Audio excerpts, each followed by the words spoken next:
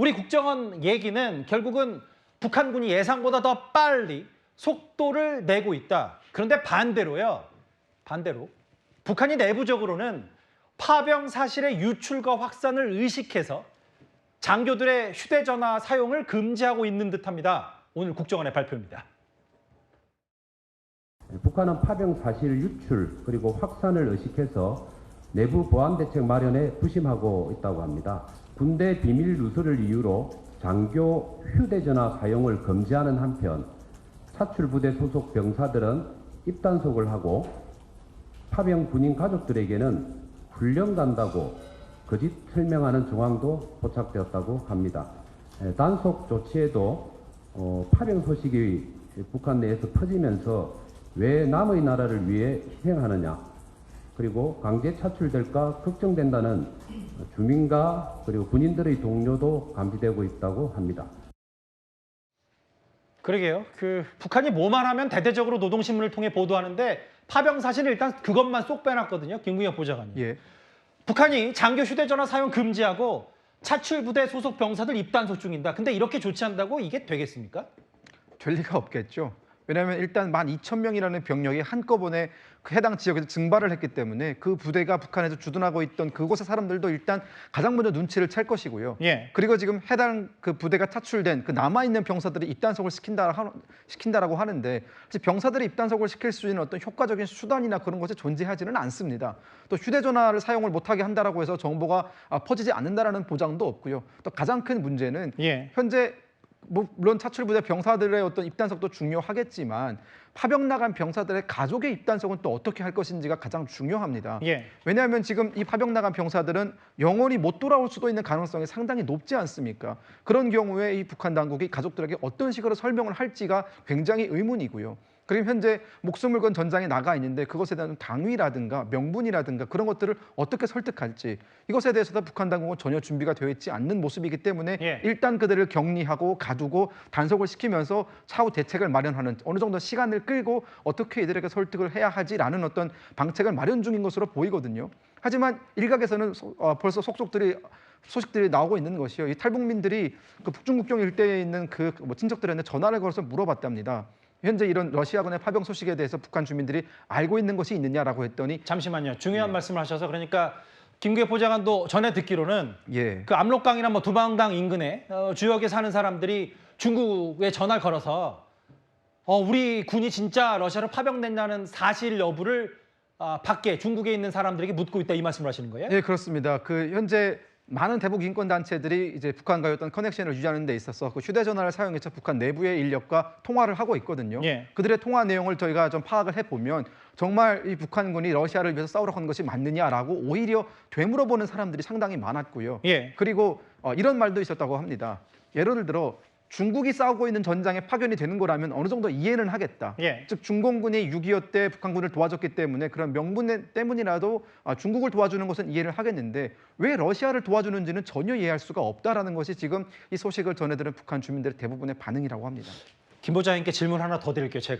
제가 너무 북한을 삐딱하게 보는 건 아닌지 모르겠는데 보세요. 왜 남의 나라를 위해 희생하냐라는 게 보통의 정상적인 국가는 당연히 이런 반응이 나오고 그런 밑바닥에서 있는 주민들의 민심이 지도층을 좀 들끓게 하고 힘들게 하는데 북한은 사실 이렇게 동요하고 민심이 흔들리고 있다고 하더라도 이게 무슨 설득하는 나라가 아닌데 이게 실제로 이런 정황이 있다고 한들 뭐가 바뀌겠냐? 이거 제가 좀 너무 삐딱하게 본 건 아닌지 모르겠어요. 저는 충분히 그렇게 볼 수 있다고 보고 북한의 어떤 여러 가지 변화의 조짐이 있었지만 어떤 결정적인 변화가 아직까지는 나오지 않았기 때문에 충분히 그런 생각을 하실 수 있다고 보는데요. 우리가 현재 주목해야 되는 것은 북한 당국의 대응입니다. 예를 들어서 북한 당국이 해당 소식이 북한 주민들에게 전해졌을 때 그 내부 소요라든가 내부 여론이 악화되는 것을 통제할 자신감이 있다면 이미 저 소식들은 노동신문이라든가 혹은 북한 주민들에게 전해지는 여러 가지 매체를 통해서 일정 부분 공유가 됐을 겁니다. 불안하니까 알려주지 않은 거다. 그렇습니다. 하지만 북한 당국은 현재 아무것도 알려주지 않고 있고 철저하게 단속을 하고 있죠. 즉 그들도 이 소식이 퍼졌을 때 일어날 수 있는 여러 가지 여파에 대해서 상당히 두려워하고 있다는 반증이고요. 여전히 북한 당국도 준비가 되어 있지 않다라는 것을 우리가 좀 느낄 수 있는 부분입니다. 지상군 투입이 얼마 남지 않았는데 북한군이 뭔가 체계적으로 이 투입 준비를 하는 것 같지는 않고 일단 여러 정황 증거. 물론 우크라이나가 의도적으로 그런 언론을 좀 더 확대해서 보여주는 것도 있겠지만 그것도 감안해서 봐야 되겠지만 실제로 희생 우려 여러 아까 뭐 얘기했던 혹은 우리 김용현 국방장관이 얘기했던 총알바지 그런 우려도 점점 커질 수밖에 없죠.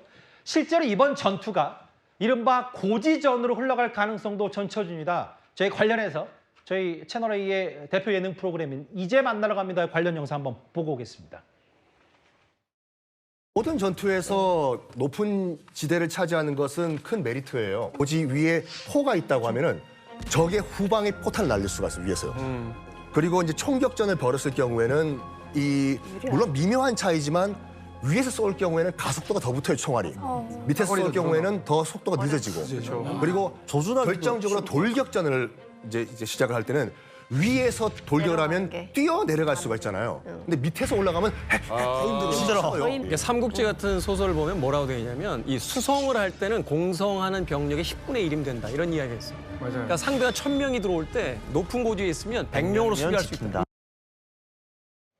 그 지금 쿠르스크 지역에서 지금 꽤 최전선을 구축하고 있는 우크라이나군과 러시아군이라면 김재천 교수님 아예 과거 고지전처럼 그 조그마한 봉우리를 두고 밤에는 중공군이 덮치고 낮에는 또 유엔군이 하는 이런 것들이 계속 반복될 수밖에 없는 희생 구조가 나올 수밖에 없지 않는 전망도 벌써 나오고 있거든요.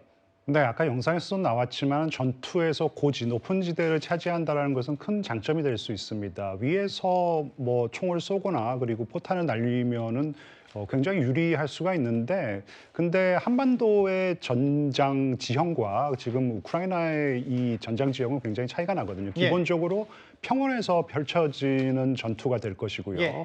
그리고 지금 이때쯤 되면은 이 늪지대로 변하기 때문에 이 이동성이 굉장히 떨어집니다. 그리고 우크라이나의 살상용 드론이 굉장히 이 성능이 좋은 것으로 알려져 있기 때문에 북한군이 그래서 이제 이 우크라이나의 살상 드론에 큰 희생을 볼 수 있다라는 것인데, 근데 러시아의 전술이라는 게 굉장히 단순해요. 물론 이제 여러 가지 전술이 있지만 하나의 전술이 1차 대전 때나 사용했던 어떻게 보면 이제 뭐 인해 전술이라고 해도 되고 육탄 돌격전입니다. 그냥 군대를 갖다가 군인을 갖다가 많이 그냥 투여를 갖다가 투입을 하겠다라는 것인데 그렇기 때문에 벌써 러시아 군의 피해도 엄청 큰 것으로 저는 알고 있거든요. 한 70만 명 뭐 보도 나오는데 사상자 얘기도 나오는데 이제 더 이상 어떻게 보면은 러시아 군만으로 이제 이런 전술을 갖다 수행해낼 수 없기 때문에 북한군을 이 뭐 총알바지로 사용한다 뭐 이제 이런 말도 나오고 있는 상황입니다. 이해가 됐어요. 그러니까 러시아가 지금까지 1년 넘게 우크라이나와 전쟁을 치르면서 비교적 단순한 전략을 갖고 참 말하기도 안타깝지만 인해 전술로 밀어붙여서 투입하고 또 우크라이나 드론을 맞고 근데 이 대신 이제 북한군이 이제 나서는 거 아니냐는 걱정들. 그 이현정 의원님 이 얘기만 하고 좀 마무리를 할게요. 그 우크라이나 군 당국이 분석하기로는 러시아가 파병을 하기 전부터 이미 사실 러시아에 북한이 군사 무기, 포탄들을 공급했다. 그런데 우크라이나의 분석에 따르면 포탄 60%가 북한제인데 품질이 낮아서 표적에 맞지 않거나 제때 폭발하지 않았다. 이런 불량품 얘기도 전해집니다. 이게 이제 북한이 포탄을 러시아에 처음에 제공할 때 재고품들을 중심으로 해서 제공했다는 거예요. 이 동아일보에 주성아 기자라고 있습니다. 김일성대에 나온 기사가 있는데 그 주성아 기자가 이제 포탄 부대에 근무를 했다는데 그 기자에 따르면 주로 1960년대에 만들어진 포탄들로 이제 본인들은 이 사격을 했다는 거예요.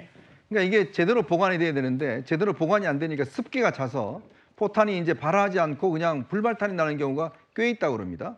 특히 지난 2010년도에 연평도 포격을 할 때 그때 포탄이 절반이 그냥 바다에 떨어졌다는 거예요. 제대로 하지 않고. 근데 문제는 이제 이런 품질 낮은, 왜냐하면 이게 포탄이라 만들어진 것도 중요하지만 보관을 얼마만큼 잘 하느냐, 습기가 안 차게 하느냐, 이것도 굉장히 중요한 거거든요.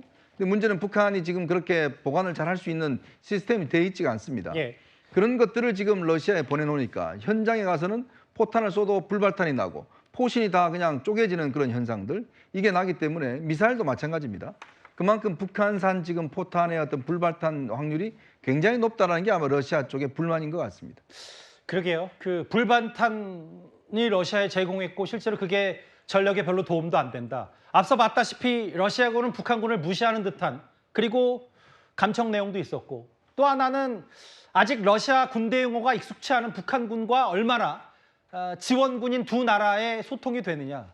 또 하나 그리고 제일 사실 걱정되는 건 이렇게 작은 체구 한 160 전후가 되는 이 북한군들이 얼마나 실전에서 아무리 특수훈련을 받았다고 하더라도 영양 상태가 좋지 못하기 때문에 이런 전반적인 걱정들이 지금 사실 전 세계적인 우려가 나오고 있거든요. 그런데 아마 제일 큰 걱정은 김정은, 북한의 김정은이 하고 있을 겁니다. 다음 주제에서 그 얘기도 바로 만나보도록 하겠습니다.